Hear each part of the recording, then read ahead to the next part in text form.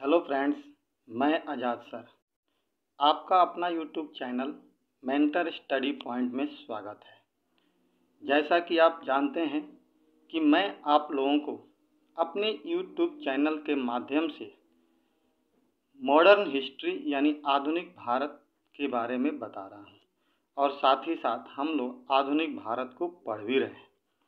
जैसा कि आप जानते हैं कि मेंटर स्टडी पॉइंट के माध्यम से मैं आप लोगों को अभी तक आधुनिक भारत में 2 टॉपिक कंप्लीट करा चुका हूं और तीसरा टॉपिक हम लोग कल से शुरू किए हैं, जिसका नाम है नवीन राज्यों का उत्थान यानी उदय। और इसी के अंतर्गत हम लोग सबसे पहले बंगाल के बारे में पढ़ रहे हैं।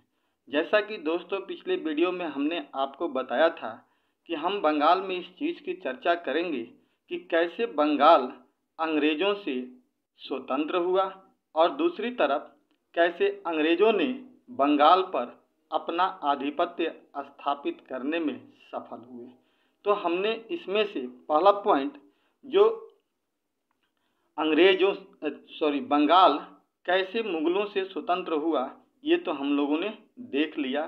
धीरे धीरे करते हुए उन्होंने पैसे दे दिए, पैसे देने के बाद अपने पद को अस्थायी कर लिया। इस प्रकार से मुगलों से बंगाल हमेशा के लिए स्वतंत्र हो गया। लेकिन अंग्रेज कैसे बंगाल पर आधिपत्य अपना स्थापित करेंगे, इसकी चर्चा हम लोग ने कल शुरू की थी और आज इसे हम लोग पूर्ण करेंगे।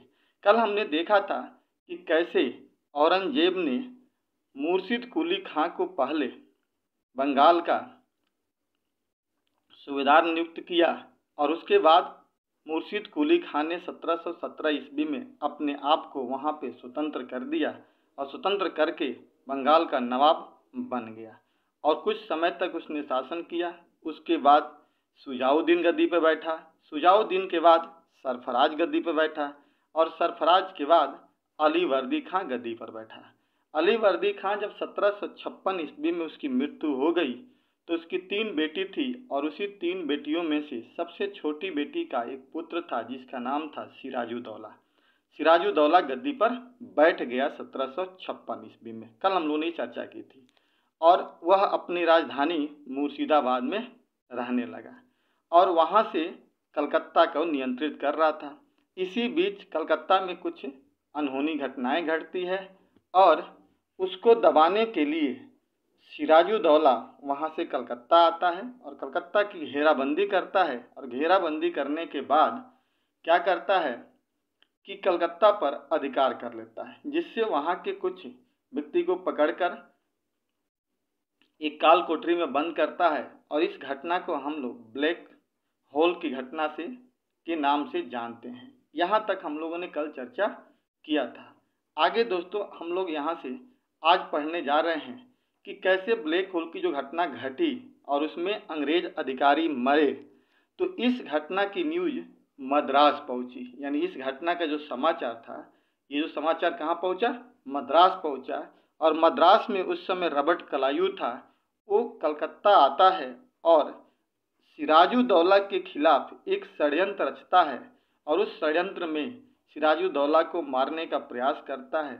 इसी की पूरी कहानी को हम लोग पलासी के युद्ध की पृष्ठभूमि के नाम से जानते हैं। ठीक है दोस्तों, तो आज हम लोग यहाँ से शुरू करने की कोशिश कर रहे हैं। मैं हमेशा आपसे बोला हूँ कि इतिहास को एक दूसरे से जोड़ने का प्रयास कीजिएगा और कनेक्ट करने का प्रयास कीजिएगा। कह रहा है कि कलकत्ता की घटना, आपको पता है ब्लैक होल की घटना जो 56 में हुई थी। कलकत्ता की घटना का समाचार जब मद्रास पहुंचा तब वहां से क्लाइव और वाटसन के नेतृत्व में एक सेना की टुकड़ी कलकत्ता पहुंच गई।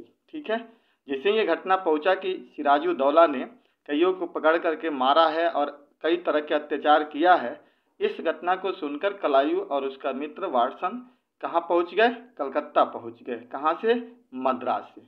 रॉबर्ट क्लाइव ने मानिक चंद्र को घूस देकर जनवरी 1757 ईस्वी में कलकत्ता पर अधिकार कर लिया। अब देखिए ये बात क्या कह रहा है कि सिराजुद्दौला तो अब यहाँ पे कलकत्ता में तो जीत कर लिया हासिल, लेकिन यहाँ तो रहता नहीं। वो चला गया कहाँ? मुर्शिदाबाद। जब वापस मुर्शिदाबाद चला गया तो कलकत्ता किसको दे दिया? मानिक चंद्र को दे दिया। मानिक चंद्र को दे करके वो चला गया। अब जैसे ही रॉबर्ट क्लाइव यहाँ पे पहुँचा तो उसने मानिकचंद से संधि करके पुनः उसे पैसा दे करके और क्या कर लिया, कलकत्ता जो इसके हाथ में पहले से था उसको वापस ले लिया। और उसके बाद फिर से सिराजुद्दौला से भी एक संधि किया और सिराजुद्दौला से संधि करके क्या कर लिया, 1757 में अलीनगर की संधि से कलकत्ता को वापस ले लेता है। कलकत्ता का ही नाम दिया गया था अलीनगर, जो सिराजुद्दौला ने दिया था। ठीक है, तो इसी बीच कलायू और नवाब के बीच 1757 ईस्वी में अलीनगर की संधि भी होती है। याद रखिएगा, अलीनगर की संधि कब हुई थी, 57 में हुई थी, रॉबर्ट कलायू और नवाब के बीच में, जिसके माध्यम से बहुत सारे अधिकार जो थे वो पुनः वापस किसको मिल गया, कलायू को मिल गया, जिस अधिकार को नवाब ने छीन लिया था। अब आगे कह रहा है कि मार्च 1757 ईस्वी में कलायू और वाटसन के नेतृत्व में फ्रांसीसी व्यापारिक केंद्र चंद्रनगर पर अधिकार कर लिया। कौन कर लिया जी, अंग्रेजों ने। एक तरफ उन्हें जैसे ही कलकत्ता का अधिकार मिल गया, उसके बाद 57 में कलायू ने क्या किया, वाटसन के नेतृत्व में फ्रांसीसी व्यापारी नगर जो था चंद्रनगर, उस पर आक्रमण किया और फ्रांसीसियों से चंद्रनगर को जीत लिया।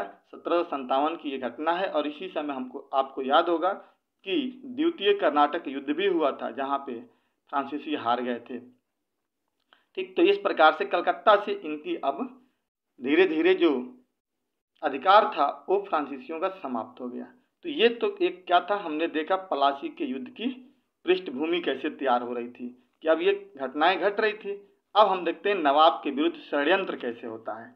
नवाब के विरुद्ध षड्यंत्र, ठीक है, कह रहा है कि चंद्रनगर पर अधिकार करके अंग्रेजों ने बंगाल में फ्रांसीसी शक्ति को तो समाप्त कर दिया, वहीं दूसरी तरफ कलायू ने सिराजुद्दौला के खिलाफ षड्यंत्र रचा, जो इस प्रकार है। अब देखिए, जैसे ही कलायू ने क्या किया, फ्रांसीसियों को हराया, तो फ्रांसीसियों को हरा करके क्या कर लिया, कलकत्ता पर तो अधिकार कर लिया और चंद्रनगर पर भी, और साथ ही साथ सिराजुद्दौला के खिलाफ उसने एक षड्यंत्र करना भी शुरू कर दिया। जो वहाँ के लोग थे उनसे बातचीत करके, या चाहे जितने भी लोग सिराजुद्दौला से नाराज थे, क्योंकि बहुत लोग ना उससे नाराज थे, उसके अधिकारी भी बहुत सारे नाराज थे, क्योंकि वो तेज तरार आदमी था और उसकी तेज तरार के आगे बाकी लोग क्या थे, नतमस्तक थे, इसलिए सभी लोग उससे नाराज रहे थे।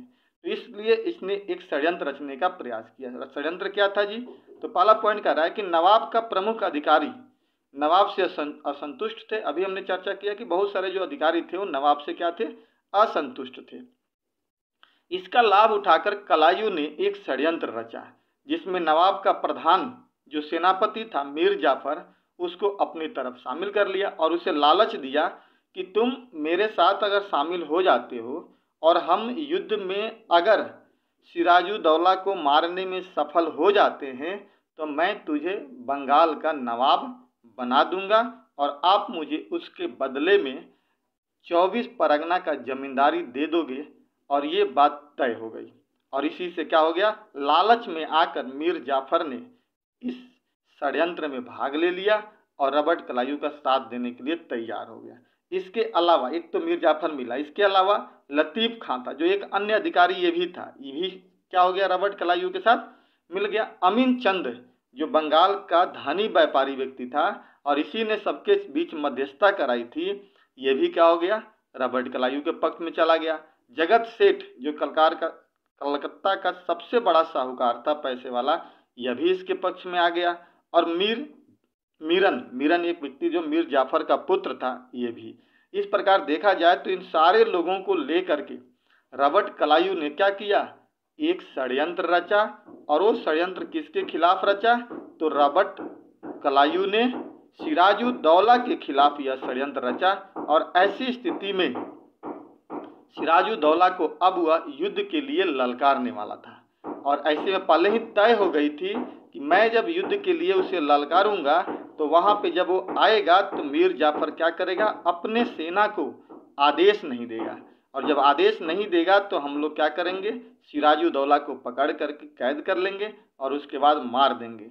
और मारने के बाद मीर जाफर को बंगाल का नवाब बना दिया जाएगा।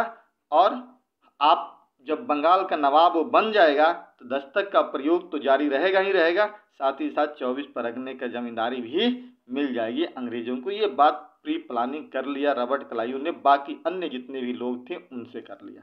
इसके बाद हम लोग देखते हैं, अब आता है पलासी का युद्ध, कि कैसे पलासी का युद्ध होता है। यानी कहा जाता है ना कि 23 जून 1757 ईस्वी को प्लासी का युद्ध हुआ। तो ये तो एक घटनाक्रम था जो घट गया, लेकिन इसके पीछे की पृष्ठभूमि जो थी ये आप एक बार ध्यान से वीडियो को देखना बेटा, और देख करके इसको समझने का प्रयास करना। आपको निश्चित तौर पे प्लासी का युद्ध समझ में आ जाएगा और इसकी पृष्ठभूमि भी समझ में आ जाएगी और षड्यंत्र भी समझ में आएगा। कह रहा है कि 23 जून 1757 ईस्वी को मुर्शिदाबाद के दक्षिण में 22 मील की दूरी पर नादिया जिले में गंगा की सहायक नदी भागीरथी के किनारे अवस्थित पलासी नामक एक गांव के मैदान में अंग्रेजों तथा नवाब के बीच युद्ध हुआ, जिसमें नवाब की पराजय हो गई। क्लियर हो गया?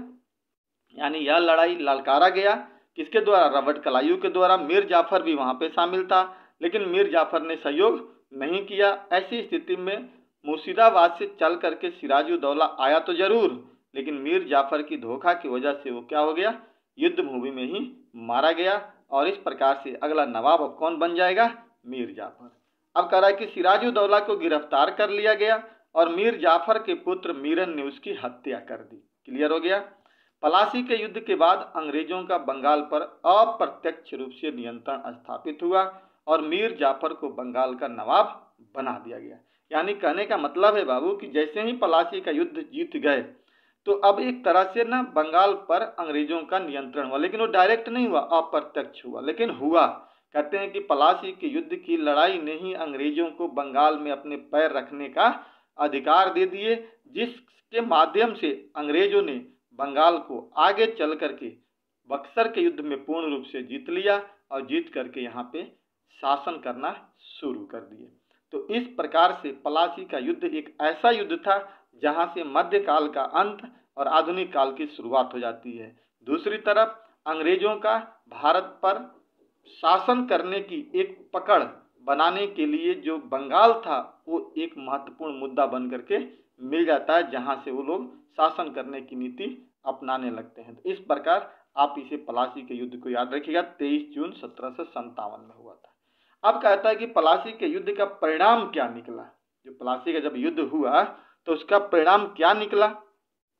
पहली बात कि इस युद्ध में अंग्रेजों की जीत ने बंगाल में अंग्रेजी साम्राज्य की नींव रख दी। क्या कर दिया जी? अंग्रेजी साम्राज्य का नींव रख दिया। इसके पहले उस तरह से इनके नींव नहीं रखे गए थे जैसा होना चाहिए, लेकिन यहाँ की जीत ने क्या कर दिया? ये सिद्ध कर दिया कि आने वाले समय में अब बंगाल पर शासन कौन करेगा? तो अंग्रेज करेंगे। दूसरा परिणाम क्या निकला कि मध्यकाल का अंत हुआ और आधुनिक युग की शुरुआत हुई। यहीं पर किसका अंत हुआ जी? तो मध्यकाल का अंत हो गया और आधुनिक काल की शुरुआत होने लगी। कंपनी को 24 परगना की जमींदारी मिल गई। पहले ही मैंने बताया था ना कि ये पहले ही तय हुआ था कि अगर हम जीत जाएंगे तो किसको मिल जाएगा? तो 24 परगना की जमींदारी किसको दे दी जाएगी? तो कंपनी को दे दी जाएगी, जो उसे मिल गया। ये एक परिणाम निकला वहां पे।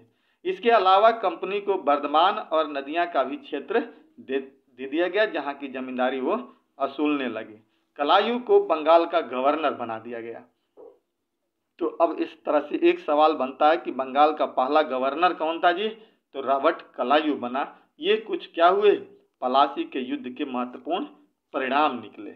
जब पलासी का युद्ध कंप्लीट हो गया तो अब आपको पता ही है कि इसके बाद कौन यहाँ गद्दी पर बैठने वाला था?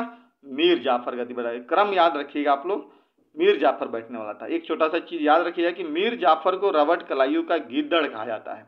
मतलब वो इस तरह से एक तरह से क्या था? इसका चेला था बहुत बड़ा, तो इसलिए गिद्दड़ की उपमा दी गई। और कहा जाता है कि मीर जाफर ने अगर भारत के लोगों के साथ यहाँ धोखा नहीं दिया होता तो शायद अंग्रेज भारत में आगे बढ़ने में सफल नहीं होते। तो एक तरह से इसको गद्दार भी कहा जाता है कि ये पहला भारतीय गद्दार था जिन्होंने भारत के साथ धोखा किया, और इसी की धोखा से अंग्रेजों को बंगाल पे विजय मिली। और वही बंगाल विजय के माध्यम से अंग्रेज क्या करने लगे? धीरे धीरे भारत के अन्य राज्यों पर भी अपनी पकड़ मजबूत करने लगे और भारत को एक दिन पूर्ण रूप से जीतने में सफल हो गए। इस प्रकार दोस्तों आगे हम लोग बात करते हैं। अब करते हैं मीर जाफर। तो 1757 में पलासी के युद्ध के बाद अब गद्दी पे कौन बैठेगा? मीर जाफर बैठा, जो 1757 से लेकर के 1760 ईस्वी तक यह गद्दी पर बैठा। कहा जाता है कि पलासी के युद्ध के बाद अंग्रेजों के सहयोग से यह नवाब बना था। निश्चित तौर पे अंग्रेजों का ही सहयोग तो था। मीर जाफर जब तक अंग्रेजों की आकांक्षा को पूरा करने में समर्थ रहा, मतलब जब तक अंग्रेजों के हिसाब से ये चलता रहा, तब तक नवाब के पद पर ये बना रहा। लेकिन असमर्थता की स्थिति में उसे हटना पड़ गया। यानी जब तक यह अंग्रेजों की मांग को पूरा करता रहा तब तक तो अंग्रेज इसे अपने शासक के रूप में बैठा करके रखे, लेकिन जब इसने अंग्रेजों की बातों को नकारने की कोशिश की तो इस अंग्रेजों ने क्या किया, मीर जाफर को हटा करके किसी अन्य व्यक्ति को गद्दी पे बैठाने का प्रयास करने लगा। ठीक है दोस्तों, कहा था कि हालवेल की ओर से वेसिंटॉट ने 27 सितंबर 1760 ईस्वी में मीर कासिम के साथ एक समझौता कर लिया। कौन? वेसिंटॉट। हालवेल यहाँ से चला गया, वेसिंटॉट आ गया। रॉबर्ट क्लाइव जब चला गया तो वेसिंटॉट आया यहाँ पे, क्योंकि इसी बीच रॉबर्ट क्लाइव वापस चला जाता है, 60 में वापस चला जाता है, तो उसके जगह पे बंगाल का गवर्नर बन करके वेसिंटॉट आता है। और जब यह आता है तो 1760 में मीर कासिम के साथ एक समझौता कर लेता है और मीर जाफर को गद्दी छोड़ देने के लिए कहा जाता है कि तुम गद्दी छोड़ दो, क्योंकि बैठाया तो मैं नहीं था, इसलिए अब मैं आपको हटा रहा हूँ। उसके बाद मीर कासिम को बंगाल के अगले नवाब के रूप में अंग्रेजों द्वारा नियुक्त कर दिया गया। इसी घटना को भारत के इतिहास में बंगाल की 1760 की क्रांति के नाम से जाना जाता है। ठीक है दोस्तों, तो यहाँ पे कोई दिक्कत नहीं हुई। सीधा सीधी मतलब ये था कि 1757 में मीर जाफर गद्दी पे बैठा, जो 1760 तक रहा। बैठने के बाद उसने 2-3 कामें कर दी। पहला तो दस्तक के प्रयोग को जारी रखा, 24 परगना दे दिया अंग्रेजों को, और उसके बाद से यहाँ पे शासन करने लगा। लेकिन एक समय के बाद अंग्रेजों की इच्छा को पूरा करने में असमर्थ हो गया। उसके बाद अंग्रेजों ने इसको गद्दी से हटा दिया और गद्दी से हटा करके एक नए व्यक्ति को गद्दी पर बैठाया, जिसका नाम था मीर कासिम, जो कहा जाता है कि अली वर्दी खां के बाद कोई योग्य शासक गद्दी पर बैठा था। तो ठीक इस प्रकार एक चीज याद रखिए, बंगाल की 1760 की ईस्वी की क्रांति को हम लोग इसी से जोड़ करके देखते हैं। 1760 की क्रांति क्या थी? तो 1760 की क्रांति का तात्पर्य था कि मीर जाफर को हटा करके मीर कासिम को गद्दी पर बैठाना। ठीक है, अब हम आगे बात करते हैं। मीर कासिम जब गद्दी पर बैठता है 1760 से लेकर के 63 तक रहता है। देखिए, कहा जाता है इसके बारे में कि अली वर्दी खां के उपरांत बंगाल के नवाबों में मीर कासिम सबसे योग्य नवाब था। क्या था जी? सबसे योग्य था अली वर्दी खां के बाद, क्योंकि उसके बाद से हालांकि सिराजुद्दौला बैठा था, योग्य तो था, लेकिन सिराजुद्दौला उतना लंबा समय तक टिक नहीं पाया। उसके वजह बाद मीर कासिम तो ऐसे ही व्यक्ति था, तो अब कौन बैठा? मीर कासिम बैठा। इसने अपनी राजधानी मुर्शिदाबाद से मुंगेर स्थानांतरित, याद कीजिए ये पहला क्वेश्चन से जो बहुत ही इंपॉर्टेंट है यहाँ पे, कि पूछा जाता है कि मुर्शिदाबाद से राजधानी मुंगेर किसने लेकर गया था? तो मीर कासिम ले गया था। अब इसके पीछे वजह क्या था? तो मुर्शिदाबाद जो थी ना, वो राजनीति का गढ़ बन चुका था, वो षड्यंत्रों का गढ़ बन चुका था। तो इसने सोचा कि अगर अंग्रेजों के खिलाफ कोई काम करना है, मिलकर कहीं तो करना है, अगर उनके खिलाफ कोई काम करना है तो हमें सबसे पहले अपने राजधानी को यहाँ से हटानी पड़ेगी, ताकि उनसे दूर हट करके हम उनके खिलाफ कोई काम कर पाए। इसलिए मीर कासिम ने मुर्शिदाबाद से मुंगेर राजधानी को हस्तांतरित करने का प्रयास किया। उसके बाद मुंगेर में ही तोप एवं बारूद तथा हथियार की फैक्ट्री स्थापित की। क्या किया? वहीं पे तोप, बारूद और हथियार की फैक्ट्री स्थापित करने का प्रयास किया अंग्रेजों द्वारा। दूसरा पॉइंट हो गया। अब देखिए, राजधानी परिवर्तन किया, अंग्रेजों ने कुछ नहीं बोला। तोप बनाने की फैक्ट्री रोकी, कुछ नहीं बोला। लगा कि चलो कोई बात नहीं, कुछ कर रहा है। लेकिन अंग्रेजों द्वारा दस्तक के दुरुपयोग को रोकने का इसने प्रयास किया। जो अंग्रेजों को जो दस्तक का उपयोग मिला था, जो व्यापारिक फरमान होता था जो मिला था, उसको इसने प्रतिबंधित करने का जैसे ही प्रयास किया, वैसे ही अंग्रेजों ने इसके खिलाफ आवाज उठा दी। ऐसे कह रहा है कि अंग्रेजों द्वारा दस्तक के दुरुपयोग को रोकने का प्रयास किया गया। ऐसे कार्य करने से अंग्रेज इससे ईर्ष्या करने लगे, यानी उससे नफरत करने लगे। दस्तक के प्रश्न पर दोनों के बीच तनाव उत्पन्न हो गया। किनके बीच में जी? तो अंग्रेज और मीर कासिम के बीच तनाव उत्पन्न हो गया। ऐसी स्थिति में 1763 में अंग्रेज ने मीर कासिम को हटाकर पुनः मीर जाफर को बंगाल का नवाब बना दिया। अब कौन गद्दी पर बैठ गया जी? तो अब फिर से जो मीर जाफर जो 1760 में हट गया था, पुनः एक बार कौन गद्दी पर बैठ गया? 1763 में कौन बैठ गया जी?